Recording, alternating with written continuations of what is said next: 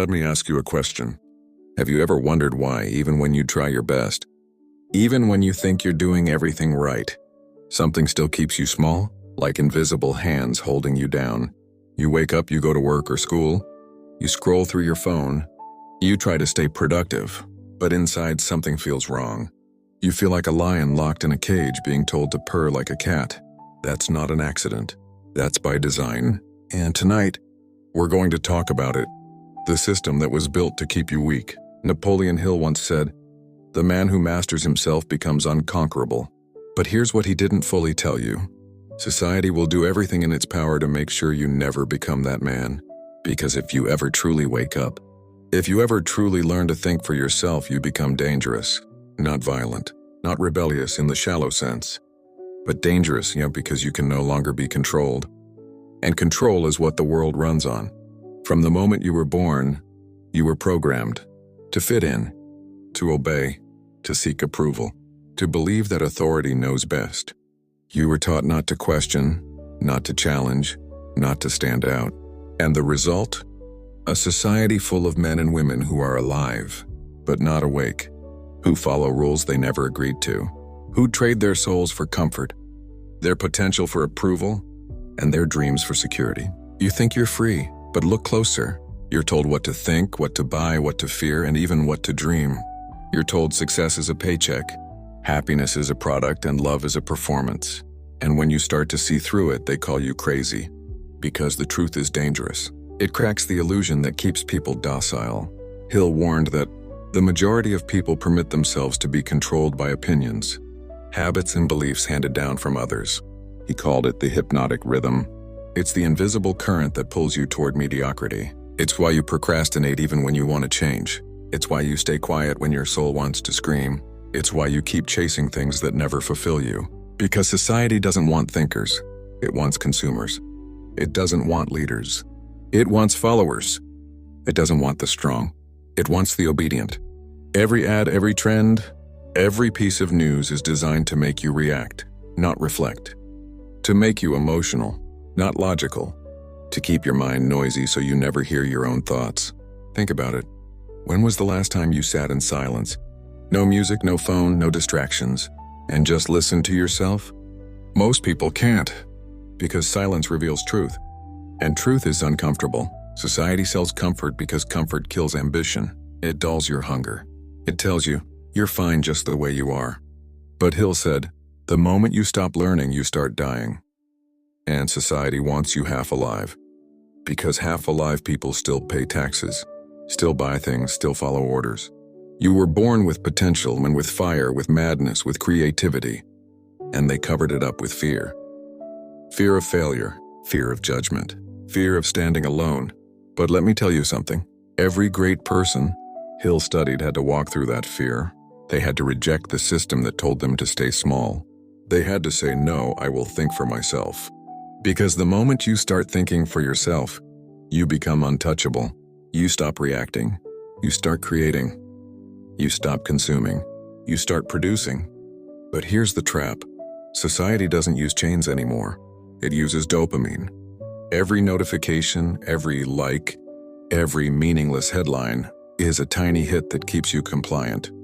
You think you're choosing, but your mind is being hijacked by invisible algorithms that profit from your distraction. Napoleon Hill's era didn't have social media, but he predicted this exact mental slavery. He said, the man who cannot control his mind will never control anything else. And today your mind is the most valuable asset in the world. Not to you, but to them. Every minute you spend scrolling, comparing, consuming, they win. Every moment you doubt yourself, hesitate, or conform, they win. And the more you play their game, the weaker you become. Because power doesn't vanish, it transfers. When you give up control of your attention, you give them control of your life. So let's strip this illusion apart. Ask yourself, who benefits when you're weak? Who profits when you hate yourself? Who wins when you believe you're not enough? The answer is simple. Everyone who sells you a cure for the emptiness they helped create. That's how the system works. It breaks you, then sells you solutions. It teaches you to chase happiness through things, then blames you for feeling empty. Hill called this organized deception, and he said, You either think for yourself, or others will think for you, and they will do it to their advantage. Look at how society glorifies noise, drama, outrage, gossip. Look at how silence and solitude are treated like sickness. But Hill said solitude is where geniuses are made. Because when you're alone, the voices of others fade, and the voice of your soul becomes clear. So let me ask you again, do you really think you're living your life or someone else's version of it? Every system, school, work, media, is designed to make you manageable, to make you predictable, to make you doubt your power. They tell you to dream, but only within safe limits. They tell you to work hard, but never to question the purpose of that work. They tell you to be yourself, as long as yourself fits in their box. And that's how most people die before they truly live. They die in spirit long before their bodies give out. They trade authenticity for acceptance. But not you. Not anymore. Because the moment you recognize the game, you can stop playing it. You can start designing your own. You don't need society's approval, you need your own respect. You don't need their permission, you need your own conviction. Hill's greatest secret was simple but dangerous. He said the mind once made up cannot be enslaved. And that's why society keeps you distracted, to make sure your mind is never made up, to keep you chasing everything except yourself. But what happens when you finally turn inward? When you stop asking the world who you are and decide for yourself? You become free. Truly free. Not financially free, not socially accepted, but free in spirit, immune to manipulation. You start seeing through the masks people wear. You stop fearing rejection because you've already accepted yourself. You stop chasing trends because you've found timeless truth. And you start living by your own laws and not society's expectations.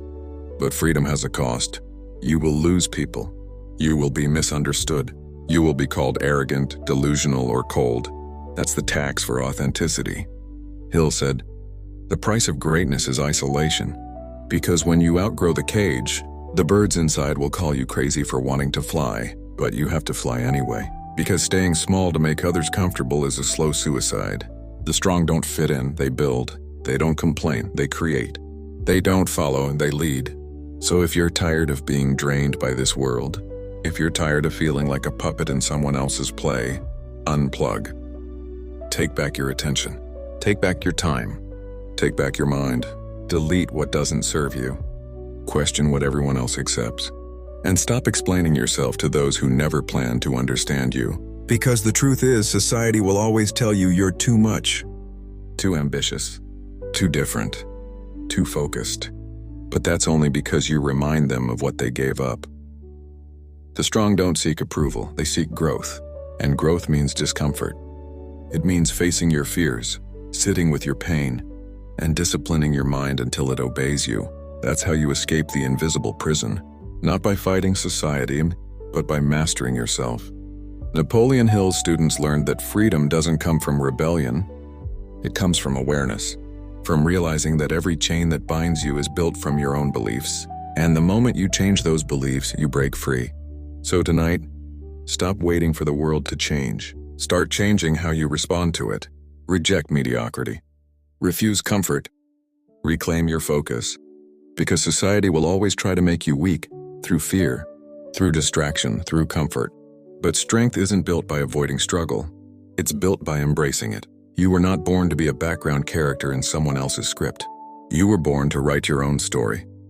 One that demands power, purpose, and peace.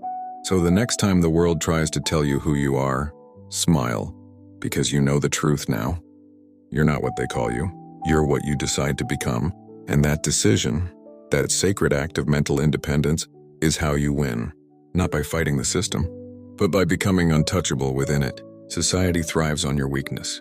But the moment you wake up, the moment you take your power back, it loses control.